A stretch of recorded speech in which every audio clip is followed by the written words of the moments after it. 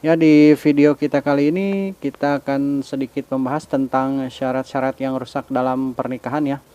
Nah, syarat-syarat yang rusak dalam pernikahan itu ada dua jenisnya, yaitu syarat-syarat rusak yang membatalkan akad nikah dan syarat-syarat rusak yang tidak membatalkan akad nikah ya.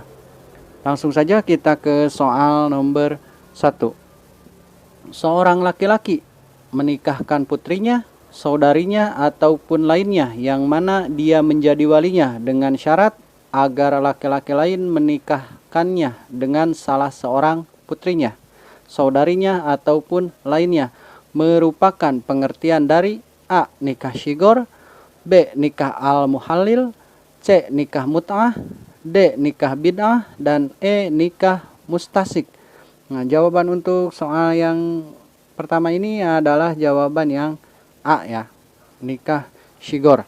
Nah, yang mana nikah syigor itu adalah seorang laki-laki menikahkan putrinya, saudarinya, ataupun lainnya ya, yang mana dia menjadi walinya dengan syarat agar laki-laki lain menikahkannya dengan salah seorang putrinya, saudarinya, ataupun lainnya ya. Nah, nikah seperti ini rusak hukumnya ya dan haram, baik dengan cara menyebutkan mahar ketika akad dilangsungkan ataupun tidak menyebutkannya. Nah, dan jika pernikahan seperti ini telah terjadi, maka bagi setiap dari mereka itu harus memperbaharui akad nikahnya ya, tanpa meminta syarat kepada yang lain. Akad nikah sempurna dengan mahar yang baru ya, atau akad nikah baru seperti apa yang telah lalu. Begitu pula dengan pasangan kedua tanpa didahului oleh perceraian ya. Jadi diulang akadnya seperti itu. Selanjutnya kita ke soal nomor 2.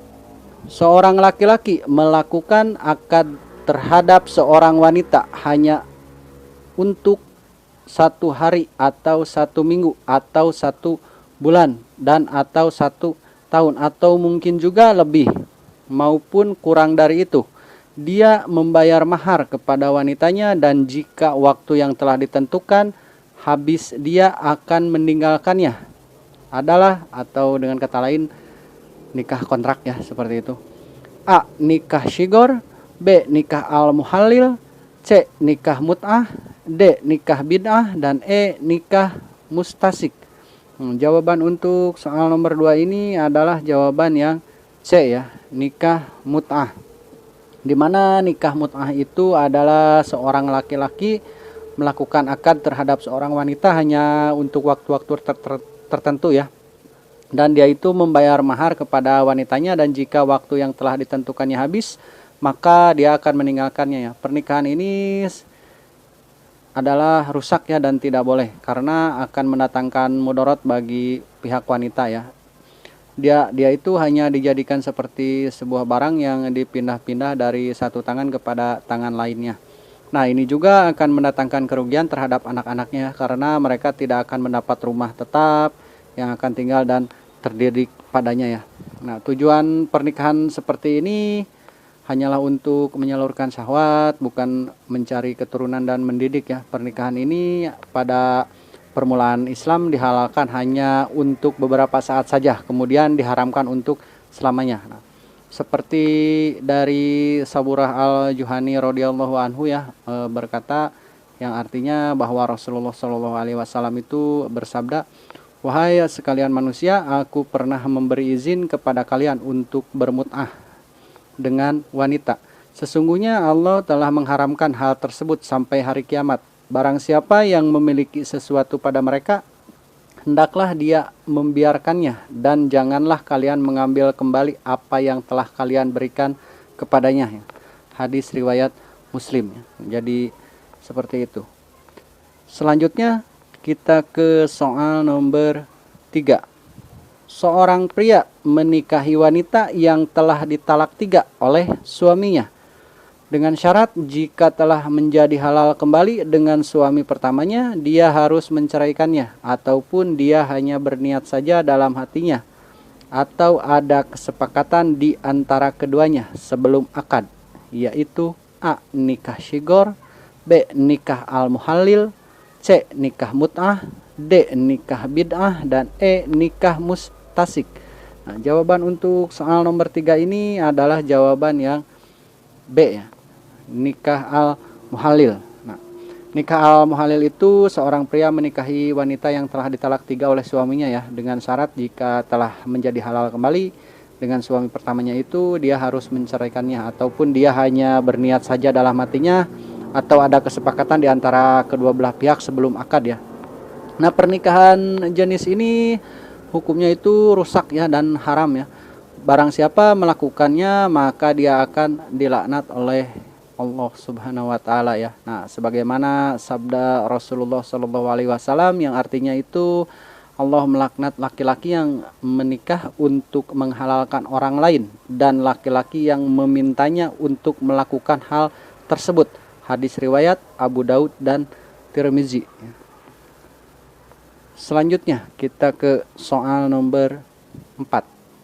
Jika seseorang menikahi seorang wanita merdeka tapi ternyata dia itu seorang budak, maka dia memiliki pilihan jika wanita tersebut termasuk yang halal untuk dinikahinya. Begitu pula jika seorang wanita dinikahi oleh seorang laki-laki merdeka tapi ternyata diketahui kalau dia itu seorang budak, maka wanita tersebut memiliki pilihan untuk melanjutkan pernikahannya atau berpisah, termasuk A. Syarat rusak yang membatalkan akad nikah, B. Syarat rusak yang membatalkan pernikahan, C. Syarat rusak yang tidak membatalkan akad nikah, D. Syarat rusak yang tidak membatalkan pernikahan, dan E. Hal yang mengharuskan seseorang untuk bercerai. Nah, jawaban untuk soal nomor 4 ini adalah jawaban yang C ya.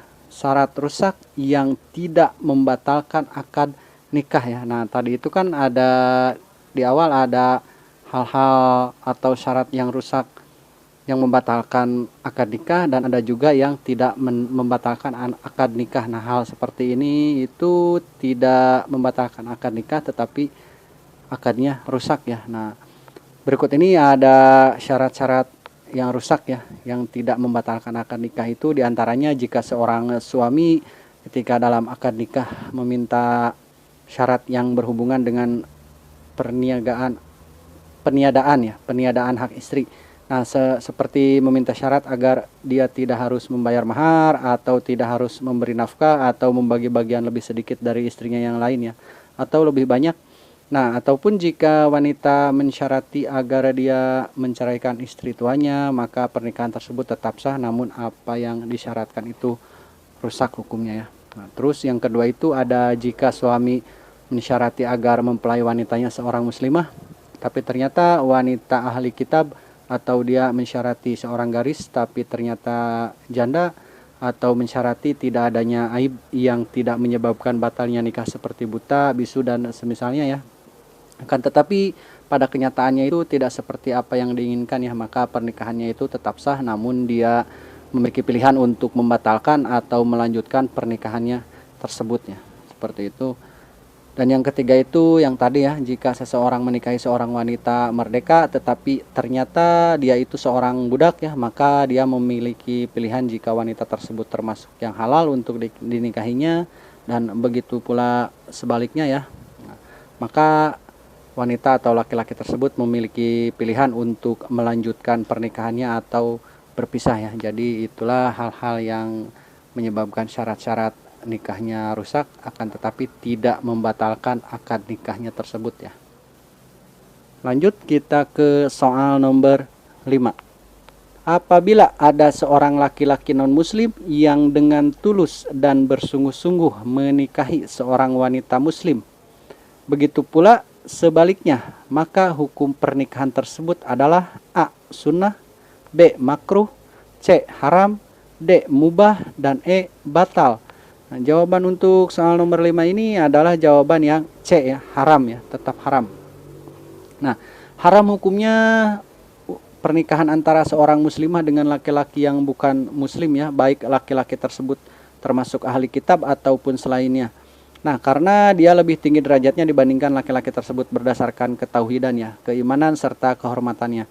Jika pernikahan ini terjadi, maka sesungguhnya dia itu rusak ya, haram, dan harus langsung dipisahkan, karena tidak boleh bagi seorang kafir untuk memimpin muslim ataupun muslimah, dan begitu pula sebaliknya ya.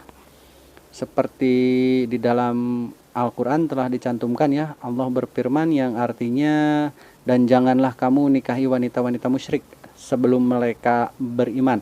Sesungguhnya wanita budak yang mukmin lebih baik dari wanita musyrik walaupun dia menarik hatimu, dan janganlah kamu menikahkan orang-orang musyrik dengan wanita-wanita mukmin sebelum mereka beriman. Sesungguhnya budak yang mukmin lebih baik dari orang musyrik walaupun dia menarik hatimu. Surat Al-Baqarah ayat 221 ya. Ya, mungkin itu saja untuk video singkat kali ini. Mohon maaf apabila masih banyak kekurangan. Jangan lupa like dan subscribe. Bagikan jika video ini bermanfaat. Terima kasih.